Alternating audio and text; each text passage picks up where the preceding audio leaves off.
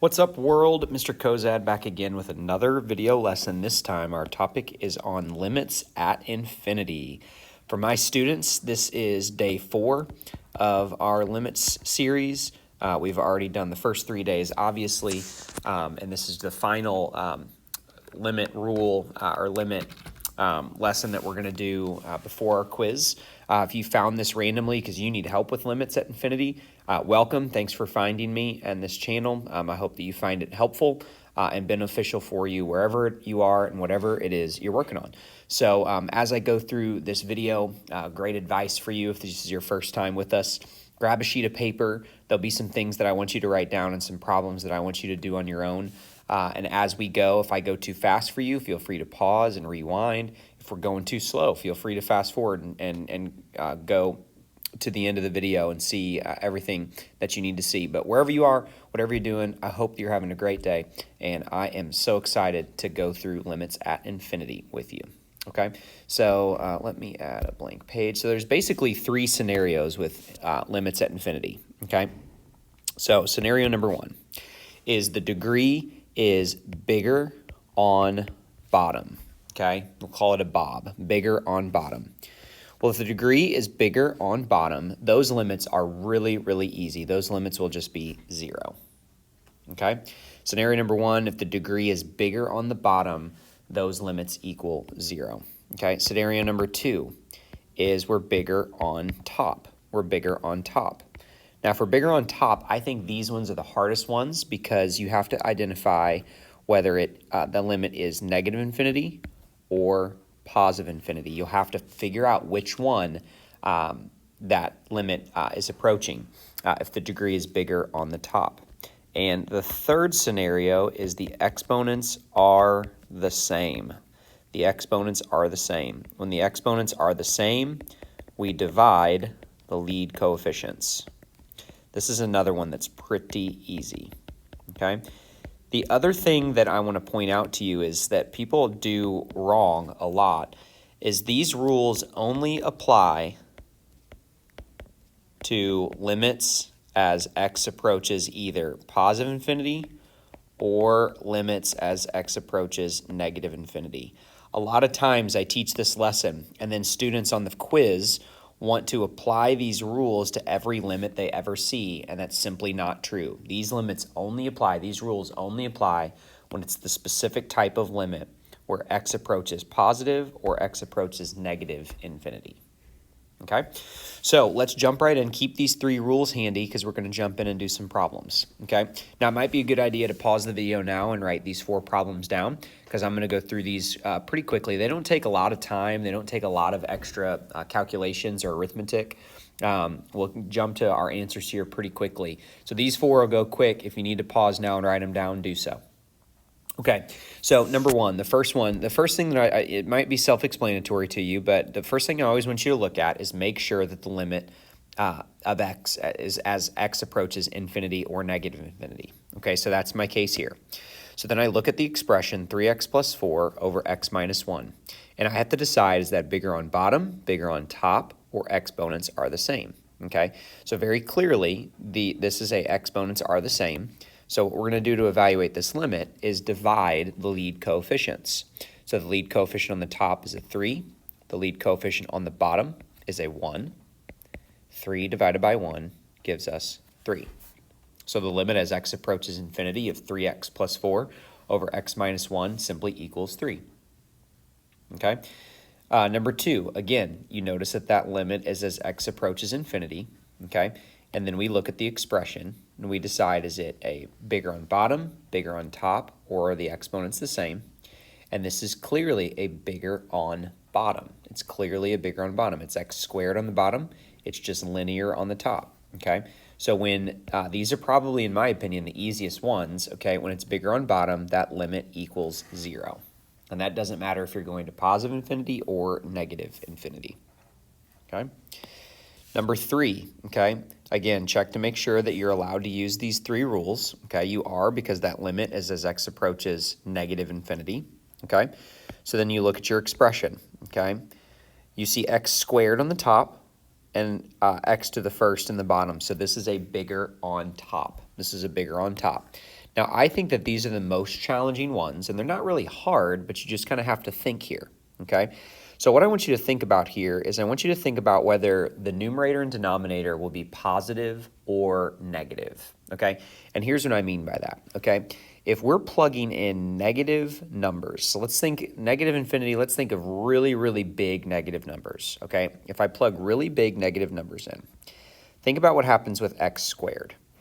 Well, if you take a really big negative number and you square it, that is always going to give you a positive outcome, okay?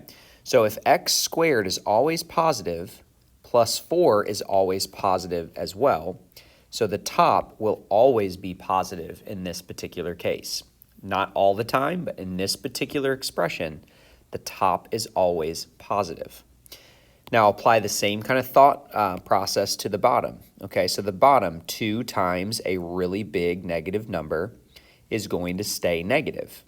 So if you have a negative number minus 3, that's going to stay negative. So the denominator here is going to be negative. Okay, now the last thing that you want to identify here is if you have a positive and divide it by a negative, your quotient is always negative. So this limit is going to be negative infinity.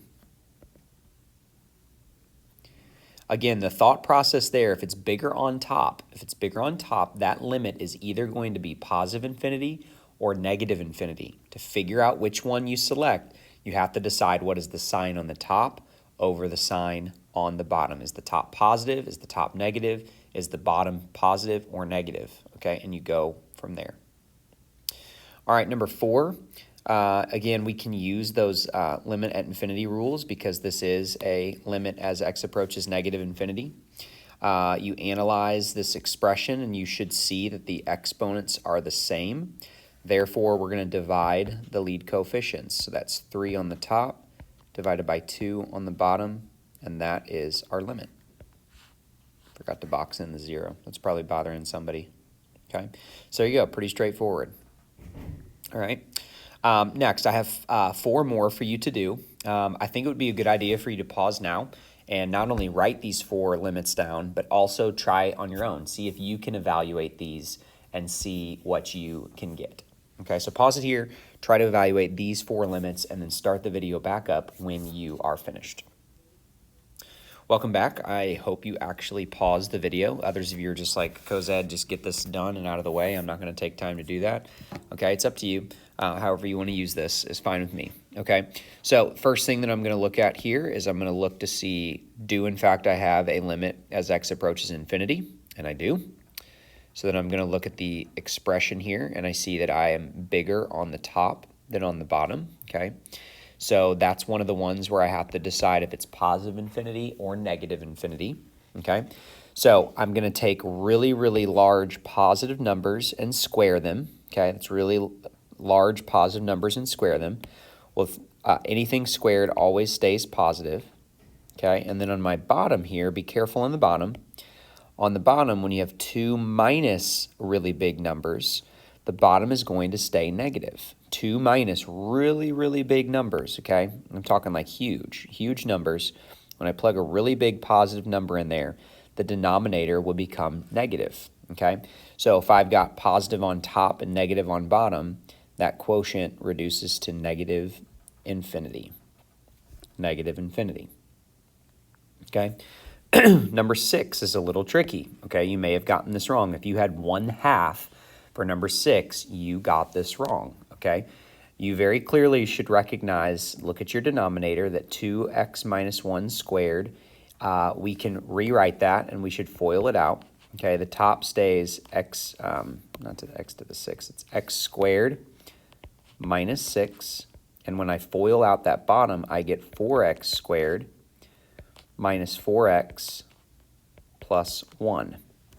I get 4x squared minus 4x plus 1. So when you see it like that, you can see that your coefficients are 1/4. So that limit should actually equal 1/4.